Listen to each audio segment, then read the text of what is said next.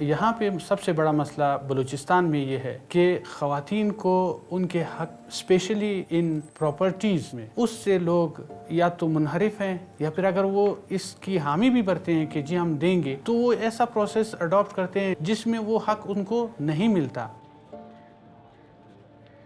यहाँ पे जो सिस्टर अपने भाई से अपने वालिद की वफ़ात के बाद क्लेम करती हैं हक कि जी मुझे अपनी प्रॉपर्टी में जो भी शरई शेयर बनता है वो दिया जाए, उस पर उसका सोशल बाइकाट किया जाता है। उसके भाई उसके घर नहीं जाते, उनको कहा जाता है कि जी आप हमारी ना फातिहा पे आओ ना खुशी पे आओ।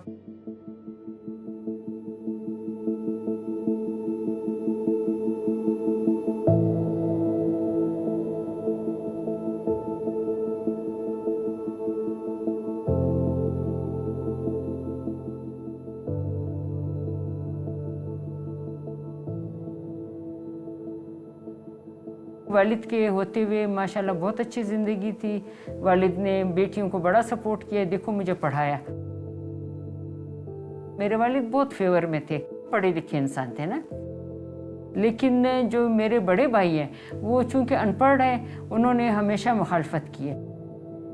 सुबह पेपर पे जा रहे हैं, रात को ये हमारी कापियाँ चेक करता था, किताबें फाड़ के सुबह नहीं जाएंगे। वालिद की विरासत में हर बेटी का हक है। अगर 500 रुपये है भी लेना चाहिए, अगर 1 करोड़ है भी लेना चाहिए। जब मेरे वालिद की वफ़ात हुई 1 बजे मेरे बड़े भाई ने मुझे कहा कि आपको निकलना पड़ेगा। मैंने कहा मेरा घर है, मैं कहाँ जाऊँ। मैंने उसी वक्त ये फैसला किया और मैंने इनको बताया कि ये जो जायदाद है ये मेरा इसमें हिस्सा है। मेरा जब हाथ पाँव बराबर हो जाएंगे, मैं अपने पाँव पे सही खड़ी, मैं अपना हिस्सा लूँगी। जब मुझे मौका मिलेगा मैं अदालत में जाऊँ।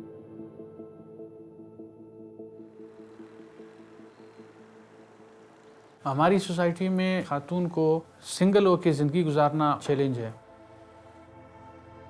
फिर हक लेना और कोर्ट्स में जाना ये एक बहुत बड़ा चैलेंज है।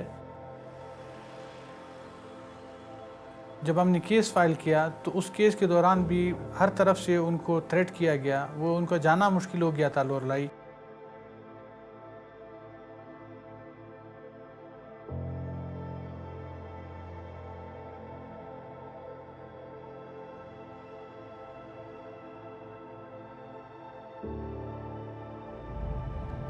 जैसे पंचायत बिठाते हैं, पश्तो में इसको कहते हैं जिरगा।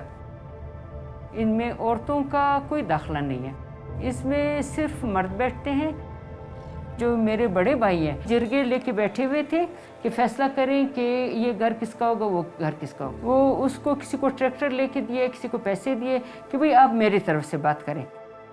उसने कहा आप क्यों आई हैं?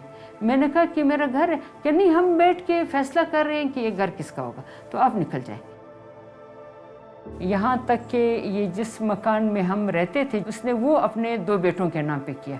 एक बेटा 11 महीने का था, एक 3 साल का था, और तकरीबन सारी प्रॉपर्टी उसने अपने नाम पे की। इसने हम बहनों पे तशद्दुद किया कि जल्दी खाली करो घर।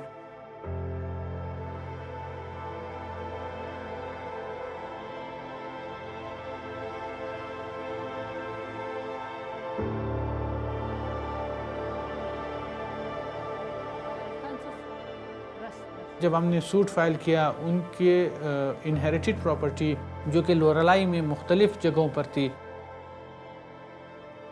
हमने उनको कोर्ट बुलाया, उनसे फैक्ट्स लिए कि जी आपका क्या इशू है। उस इशू के मुताबिक जो उन्होंने बताया कि जी मुझे इस तरह भाइयों ने घर से निकाला, उस दिन मारा पीटा।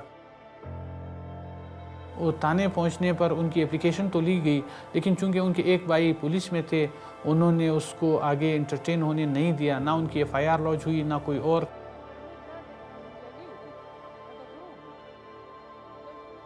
उसने सबसे पहले हमारे एक डॉक्टर भाई है उसको गालियाँ वालियाँ दी, वो चला गया। फिर एक रात मेरे वालदा को थप्पड़ मारे, मेरा जो छोटा भाई डॉक्टर है उसको मारा।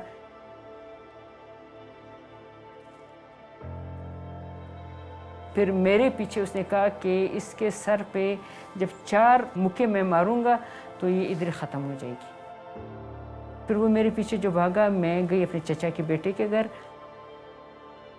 जो मेरा एक भाई पीछे रह गया था, ठीक ठाक काबिल लड़का था। बड़े भाई ने के साथ जब जायदाद की बात 1-2 दिन हुई, बड़े भाई ने कहा जायदाद की बात नहीं करो। भाई को इतना टॉर्चर किया कि 10 साल उसको कमरे में बंद किया। मैं भाई के कमरे में गई, इसको कहा अगर मेरे भाई को कुछ हो गया मैं तुम्हें नहीं छोड़ूंगी। ये मेरी बात कहने के 1.5-2 महीने के बाद मेरा भाई भूख से मर गया।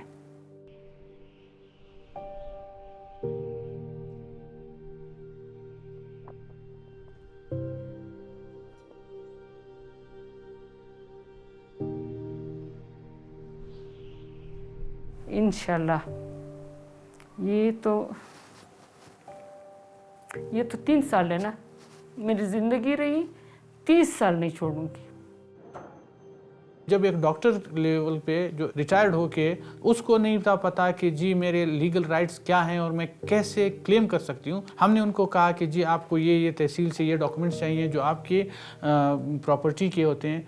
तो फर्स्ट चांस में जब वो गई तो उनको वो डॉक्यूमेंट्स नहीं मिले। हमने स्टे लिया और स्टे हमने उसकी कॉपी तहसील में और म्यूनसिपल कॉरपोरेशन में वो हमने रिसीव कराया और उसके बाद वो ना प्रॉपर्टी ट्रांसफ़र हो सकी ना ही उस पर कोई और काबिज़ हो सका। वो कोर्ट से काफ़ी हद तक मुतमईन है कि उनके केस में प्रोग्रेस हो रही है और जो सूट पेंडिंग है उनका 1 साल के अंदर अंदर वो कंक्लूजन तक पहुंच गया है। सिर्फ 1-2 विटनेसेस जो डिफेंडेंट साइड पे उनके स्टेटमेंट रहते हैं। ये हॉस्पिटल किस लिए बने कि लोग इलाज के लिए आए।